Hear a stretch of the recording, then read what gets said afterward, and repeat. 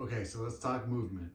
And this is a part of our longer, greater discussion about using urban planning and lifestyle to become the best of ourselves. And part of that, the first component is giving access to health, and we're breaking down aspects of health. And we went through food, we went through water, and we're talking about movement today. And movement, if we go back to our ancestry, movement is the core of every part of our being. It is the vibration of what makes us alive. Is we're moving, we're acting, we're manipulating.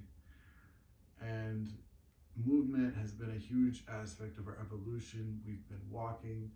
Our lifestyle before was walking literally all day and running around, jumping, climbing, swimming, crouching, being still, being fast.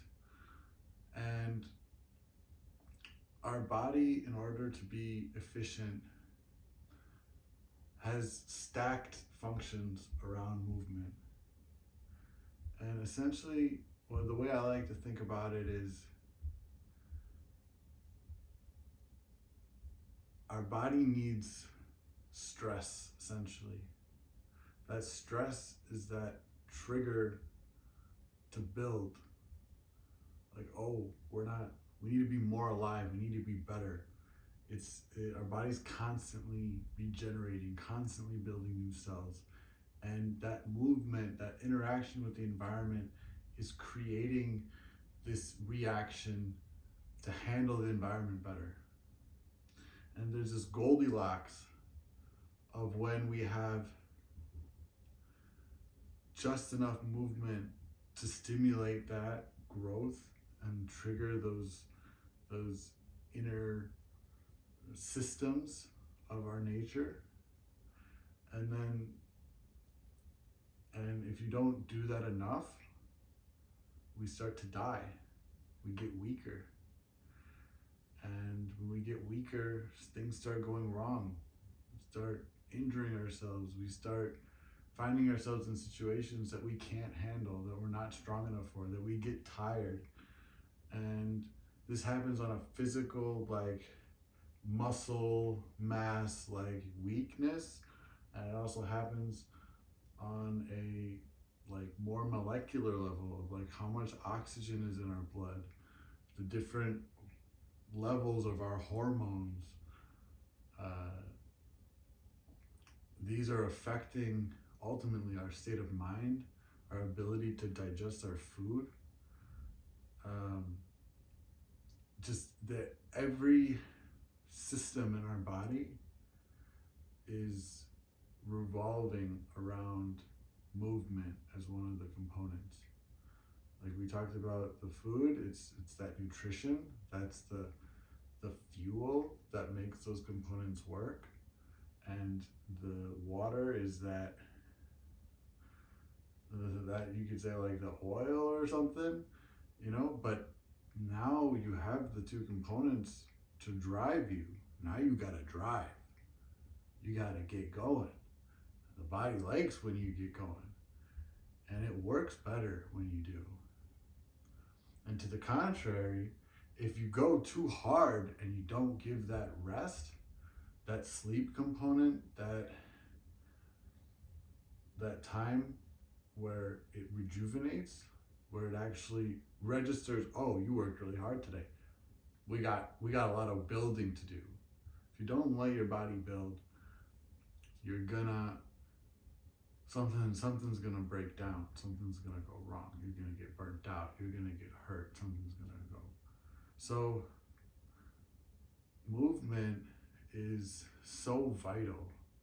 And so when we're talking about lifestyle, we're talking about urban planning and how to give access to that.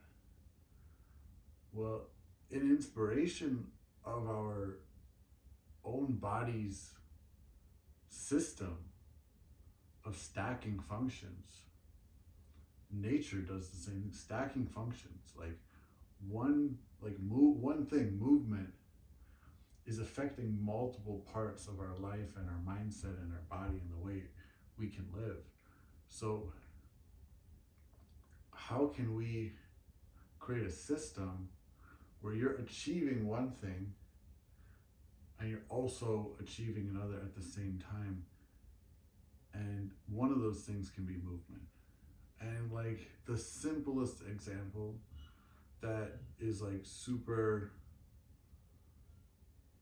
a super blatant like contrast, if you will, is city life and suburbia life in relation to movement.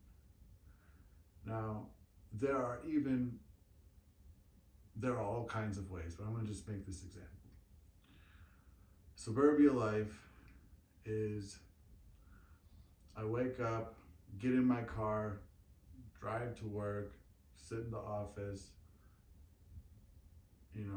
sitting in the car, sitting in the office, sit back home, and then it's been a long day, so you sit to take a rest. And you're working your mind, but every part of what you need to do and what you're responsible for is not movement. It's just a lot of sitting.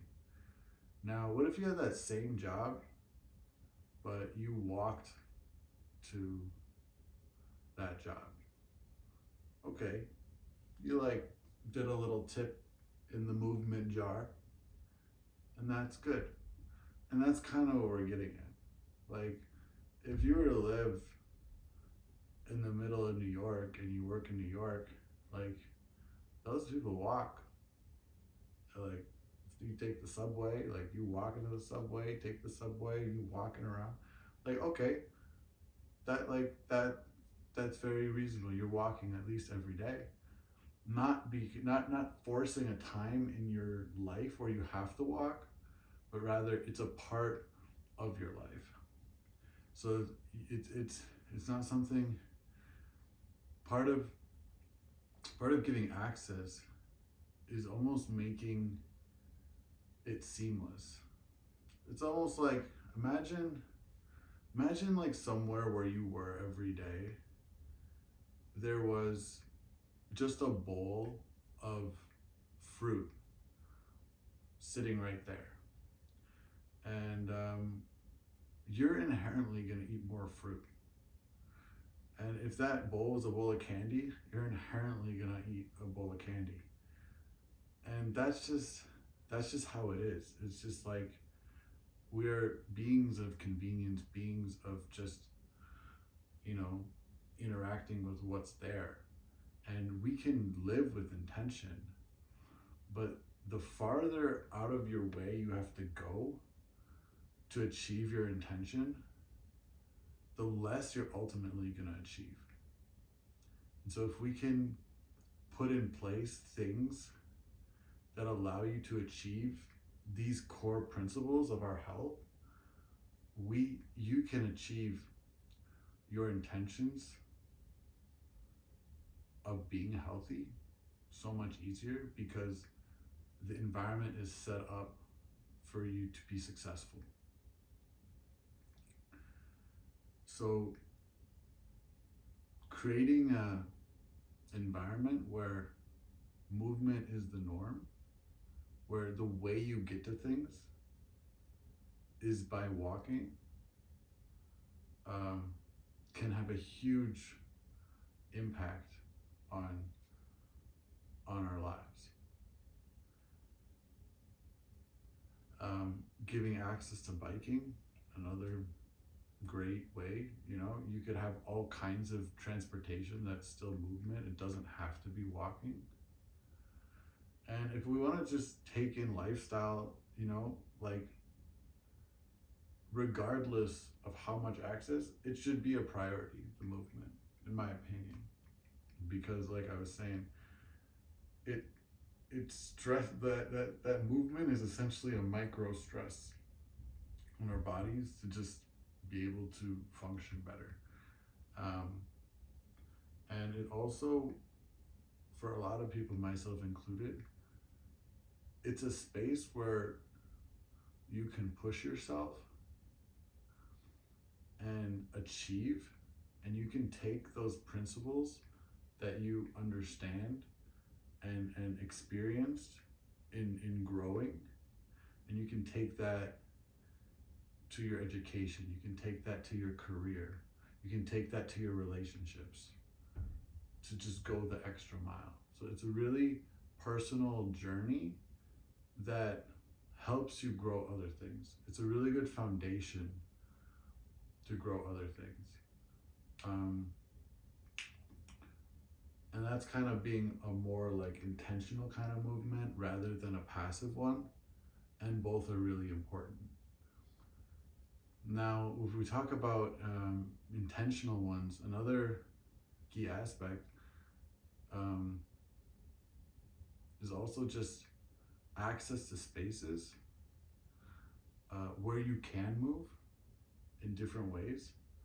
And when we're talking about water, we're talking about having access to pools of water, so that you can move in them, because moving in water is a really great way to move. Another one is what we were saying, having a walkable space. Your community is a walkable space. Another is having green spaces. Green spaces where it's interesting to move. And those green spaces can double as those places that grow food, those environments.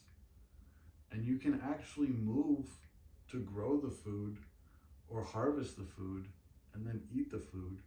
And that's like stacking. Now we're starting to stack.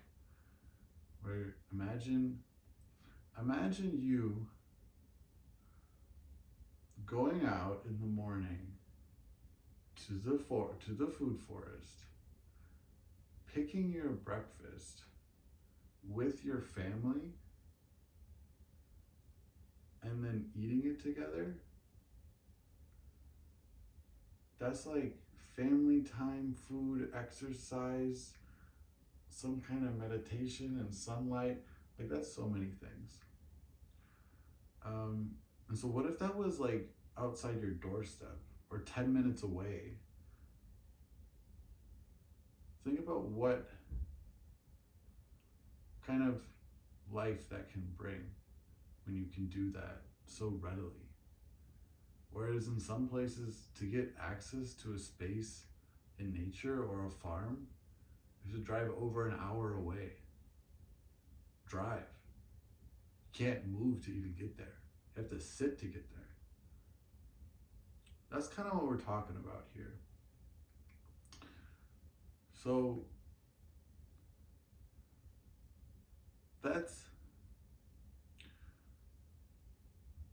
just kind of conclude here. Movement is really the foundation of our body, and in a very literal sense, where this is what is carrying your consciousness. This is what's going to enable that mind of yours that has all your ideas and emotions and desires, and it's going to let you achieve them. And movement's such a big part of that. So we really have to take care of our bodies, and we need to have environments and systems that allow us to do that easier. And we ourselves need to have the intention to take care of that body and utilize those systems and maximize those systems. Thank you.